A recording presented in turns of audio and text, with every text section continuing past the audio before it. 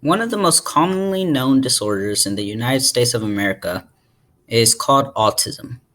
Despite its popularity, no one really knows much about it. Scientists don't know how to stop it or even what causes it. Scientists have come to believe that autism is a lifelong disorder, much like Down syndrome. A person who has autism will find it very difficult to communicate with others, and because of this, they struggle socially. People with autism find it hard making friends, fitting in with others, and even being in loud places. They do not adapt to changes very well and cannot control their emotions as well as kids without autism. This is very discouraging to them, so they start questioning what is wrong with them. Even though we know nothing is wrong with them, they believe that there must be because if there wasn't, then kids would want to hang out with them and be their friends. Because of this immense level of confusion, some kids with autism begin to hate themselves, which leads to depression. And if this continues, could even lead to them taking their own lives away.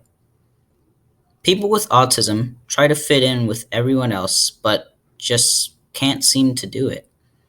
And to other kids without this disability, they seem weird and dumb. People with autism are 63% more likely to be bullied and are 4% more likely to become depressed than people without. Allow me to introduce you to my friend Peter. When I first met him, I found him extremely annoying and aggravating. I was not the only person who thought this. In fact, anyone in our school who didn't think this was dubbed as weird and dumb. As a result, Peter went through his first years of elementary school with no friends and a terrible school record. He felt that in order to make people laugh, he needed to act out almost every day. However, every time he would act out, instead of hearing laughs, he would hear insults. One day, when I was at my house talking to my mom about school, I brought up Peter to my mom. I recall naming Peter the most annoying kid in the world. My mom suggested that I talk to him and get to know him. I became frustrated with just the thought of that.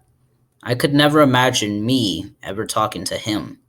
To me, a kid who never even heard of autism, he was weird, dumb, and just not normal.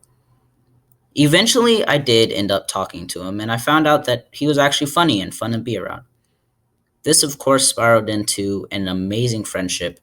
However, a lot of kids with autism are not this blessed. Many kids with autism go through life without having any friends, and when they're adults, it just gets a whole lot worse. This is why I believe if you are looking for a charity to donate to, look no further than Autism Speaks. Autism Speaks is an autism organization that has been a source of funding for research into the causes and treatment of autism spectrum disorders. They help people with autism go through life and help them with adjusting to changes and give people with autism hope. Your money would go to people with autism that are just trying to learn how to fit in.